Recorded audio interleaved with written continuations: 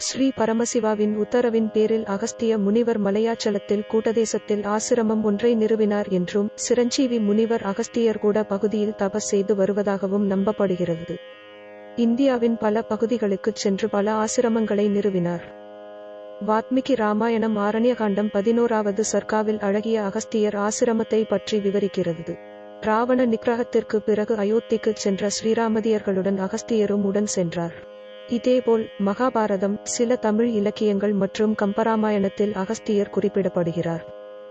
அகஸ்தீசன், அகத்தீஸ்வரன், அகத்தீசன், ஆதிமுனி, கும்பமுனி, குருமுனி, தமிழ் கோமன், பொற்முனி, மாதங்க தமிழ் முனிவர், பைந்தமிழ் முனிவர், குறியோர்கள், செந்தமிழ் தாண்டவர், வான் தமிழ் முனிவர் என்றும் அழைக்கப்பட்டார். தமிழ் இலக்கியத்திற்கு காரணமான 3 சாகித்தியங்களில் முதல் 2இல் அகஸ்தியரே இருந்ததாக புராணங்கள் கூறுகின்றன.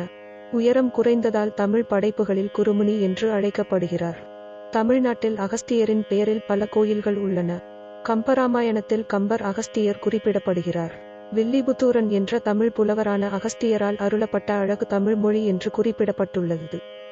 வராக புராணத்தின் பசுபலோபாக்கியானத்தில் அகஸ்திய கீதை, பஞ்சராத்திரத்தில் அகஸ்திய கீதை, ஸ்கந்த புராணத்தில் அகஸ்திய சம்ஹிதை, சிவசம்ஹிதை மற்றும் பாஸ்கர சம்ஹிதையில் உள்ள துவைத நிர்வாண தந்திரம் அகஸ்தியரால் எழுதப்பட்டதாக கருதப்படுகிறது என்று புராண கலைக்களஞ்சியம் கூறுகிறது. சித்தவைத்திய சங்கத்தின் முன்னணி உறுப்பினர்கள் சப்தர்ஷிகள், நவநாத சித்தர்கள் மற்றும் 18 சித்தர்கள் என்று அழைக்கப்படுகிறார்கள். அகஸ்தியநாதனில் தொடங்கி நவநாத சித்தர்கள் அநாதிநாதன், கஜேந்திரநாதன், கோரகநாதன், சக்திநாதன், ஷடோகநாதன், வசேந்திரநாதன், மகாங்கநாதன், வெகுளிநாதன். அகஸ்தியர், திருமூலர், காலங்கி, போகர், புலிபாணி, சட்டமுனி, உரோமஹர்ஷி, கருவூரர், இடைக்காடன், சுந்தரானந்தர், அகபே சித்தர், பாம்பாட்டி சித்தர், தேரே, யுகிமுனி, மச்சமுனி ஆகிய 2வது குழுவிற்காக உருவாக்கப்பட்ட 18 சித்தர்களில் அகஸ்திய முனியும் இடம் பெற்றுள்ளார். அகஸ்தியர், இடைக்காட்டர், இராமதேவர், கமலமுனி, குத்தம்பை சித்தர், கொங்கவர், கோரக்கர், சட்டமுனி, சுந்தரானந்தர், மச்சமுனி, பதஞ்சலி, பாம்பாட்டி சித்தர், போகர், காலாங்கிநாதர், தன்வந்திரி, திருமூலர், நந்தீசன், வாத்மீகி ஆகிய 18 சித்தர்களாக அறியப்படுகின்றனர். விஷ்ணுவிலிருந்து முறையே மரிச்சி, காஷ்யபர் மற்றும் சூரியனுக்கு அடுத்தபடியாக அகஸ்திய முனிவர். உத்தரராமாயணத்தின் படி சூரிய வம்ச மன்னன் இசகுவின் மகன் நிமி ராஜ்யத்தை கைப்பற்றிய உடனேயே நீண்ட யாகம் செய்தான். யாகத்திற்கு வசிஷ்டரை அழைத்தார். ஆனால் இந்திரனின் யாகத்தில் பங்கெடுக்க வேண்டும் என்பதால் நிமியை வசிஷ்டர் கருதவில்லை. இதனால் கோபமடைந்த நிமி கௌதமரின் மகன் சதானந்தரின் உதவியுடன் யாகத்தை தொடங்கினார்.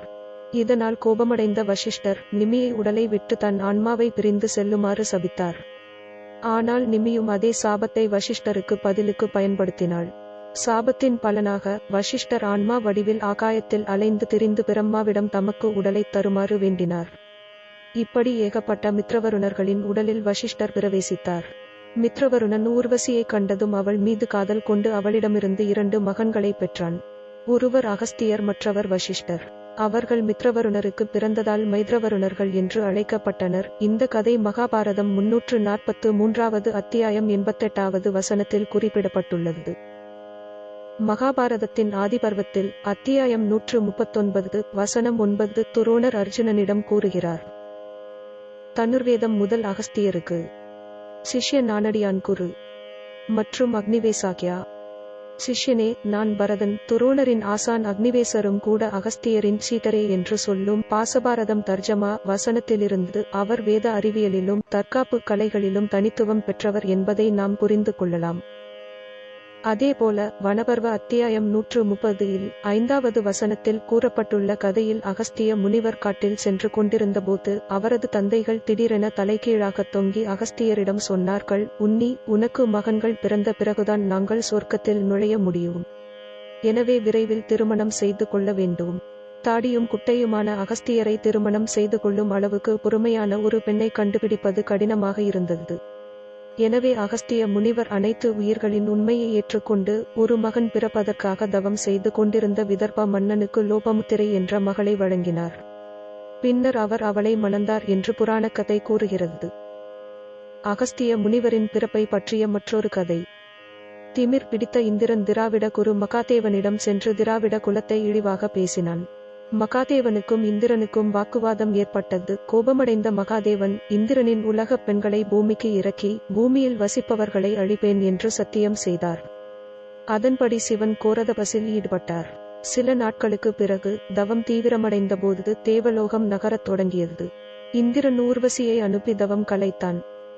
இந்த நேரத்தில் உலகில் ஒரு பெரியவர் பிறக்க வேண்டியதன் அவசியத்தை உணர்ந்த சிவன் தனது கையில் கமண்டலிலிருந்து ஒரு குழந்தையை பெற்றெடுத்து அதற்கு அகஸ்திய முனி அல்லது குண்டமுனி என்று பெயரிட்டார்.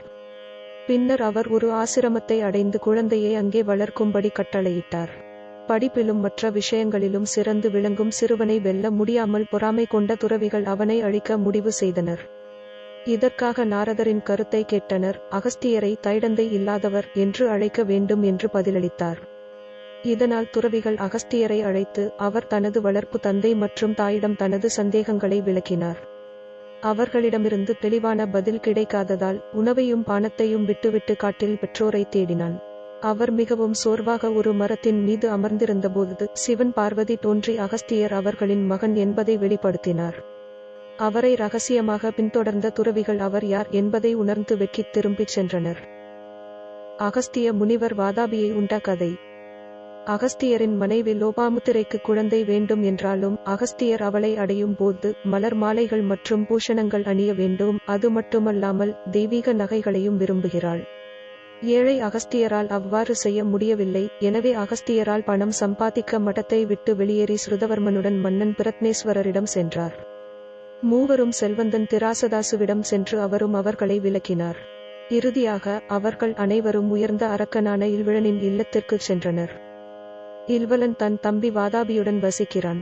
இந்திரனுக்கு நிகரான மகனுக்காக ஒரு பெரிய பிராமணனுக்கு இல்வல பலி கொடுத்தான். ஆனால் பிராமணர் வரம் கொடுக்க மறுத்துவிட்டார். அதன் காரணமாக இல்வலன் பிராமணன் ஆனான். எந்த பிராமணனும் தன் இளைய சகோதரனுடன் ஆடாக வந்தால் அவனுக்கு உணவாக ஆடு துண்டு துண்டாக வெட்டப்படும். அதன் பிறகு வாதாபி வெளியே வா என்று சொன்னால் வயிறு வெடித்து வாதாபி வெளியே வந்து பிராமணன் இறந்து விடுவான். இந்த நேரத்தில் தான் அகஸ்தியரும் அவரது தோழர்களும் அங்கு வந்தனர். இல்வலன் அவற்றை முறையாக பெற்றுக்கொண்டு முன்பு போலவே ஆட்டை அறுத்தான். சாப்பிட்டு முடித்ததும் இல்வலன் வாதாபியை அழைத்தான். ஆனால் உடனே அகஸ்தியர் மெதுவாக வாதாபி ஜீரணஸ்ய கூறினார். உடனே வாதாபி அகஸ்தியரின் வயிற்றில் சிதைந்தார். பயந்து போன இல்வல ஒவ்வொரு பிராமணனுக்கும் 10,000 பசுக்களையும் அதே அளவு தங்கத்தையும் கொடுத்தான். மேலும் அகஸ்தியருக்கு விரவன் மற்றும் சுரவன் என்ற 2 குதிரைகள் இழுக்கும் தேர் வழங்கப்பட்டது. அகஸ்தியர் ஆசிரமத்தை அடைந்து லோபாமுத்திரையின் விருப்பப்படி ஆடை அணிந்து கொண்டார். மகாபாரதம் வனபர்வ அத்தியாயம் 99. லோபாமுத்திரை கருவுற்றாள். அகஸ்தியர் தனக்கு 1000 மகன்கள் வேண்டுமா, 10 மகன்கள் பலம் கொண்ட தலா 100 மகன்கள் வேண்டுமா, தலா 100 மகன்கள் பலம் கொண்ட 10 மகன்கள் வேண்டுமா, அல்லது 1000 மகன்களை விட உயர்ந்த மற்றும் புகழுடைய ஒரு மகன் வேண்டுமா என்று கேட்டார். அவளுக்கு ஒரு மகன் வேண்டும். அகஸ்தியர் கடுமையான தவத்திற்காக காட்டிற்குள் நுழைந்தார். லோபாமுத்திரை ஒரு புத்திசாலி மகனை பெற்றெடுத்தாள். அதுதான் திரிதாசியு. திரிதாசி பிறக்கும் போது வேதம் ஓதினார். தந்தையின் ஹோமத்திற்கு விறகு கொண்டு வந்ததால் இத்மவாகன் என்று பெயர் பெற்றார் திரிதாசியு. அகஸ்தியர் விந்திய பர்வதத்தை மிதித்தார். நாரதர் விந்திய பர்வதத்திற்கு வந்து முறையான உபசரிப்புக்கு பிறகு விந்தியாவிடம் நான் இப்போது மகாமேருவிலிருந்து வருகிறேன் என்றார். அந்த இருண்ட மலையில் தேவர்கள் அனைவரும் வசிக்கின்றனர். கைலாசம், நிஷாதனம், நிலன், கந்தமாதனம் முதலான மலைகள் அனைத்தும் மேருவை விட உயர்ந்தவை. ஆனால் அவை மேருவை போல் ஆணவம் கொண்டவை அல்ல. சூரியனும் சந்திரனும் தன்னை சுற்றி வருகின்றன என்பது மேருவின் கர்வம். அதை கேட்ட விந்தியா மேருவுக்கு பாடம் புகட்ட தன் சிகரங்களை விரிவுபடுத்தி வானத்தை நோக்கி வளர்ந்தாள். சூரியனும் சந்திரனும் மேற்கே வர முடியாமல் வானத்தில் உழன்றனர். உலகம் மாறியபோது தேவர்கள் கூட்டம் கூட்டமாக வந்து விந்தியாவை ஆறுதல் படுத்த முயன்றனர். பலன் கிடைக்காததால் அகஸ்தியரிடம் தஞ்சம் புகுந்தனர். அகஸ்தியன் தன் மனைவியுடன் காசியிலிருந்து விந்தியாவுக்கு வந்தான். அகஸ்தியரை பார்த்த விந்தியா அவனுடைய அனைத்து சிகரங்களுடனும் அவனை ஏற்றுக்கொண்டாள். நான் திரும்பும் வரை தலை குனிந்து இரு என்ற அவன் வார்த்தைகளுக்கு விந்தியா சம்மதித்தாள். அகஸ்தியர் தெற்கு நோக்கி சென்று மலையாச்சலத்தில் ஆசிரமம் கட்டி அங்கேயே தங்கினார். அதன் பிறகு அகஸ்தியர் வடக்கே செல்லவில்லை. விந்தியாவின் தலையும் உயரவில்லை. இந்த முனிவர் மலையை அகத்தே வணங்கியதால் அகஸ்தியர் என்று அழைக்கப்பட்டார். தேவி பாகவதம் தசம் ஸ்கந்தம். அகஸ்தியரின் சீடர்கள். சட்டமுனி, போகர், உரோமஹர்ஷி, தொல்காப்பியர், கொங்கணன், கோரக்கர், அக்னிவேசன், புலிபாணி சித்தர், அழுகண்ணர், திருமூலர் சித்தர், இடைக்காட்டர், புன்னகேசன், பாம்பாட்டிசித்தன், பாசமுனி, சரமுனி, கடுவல்லி சித்தர், பிரம்மமுனி, சுதீஷ்ணன் ஆகியோரின் சீடர்களாக கருதப்படுகின்றனர்.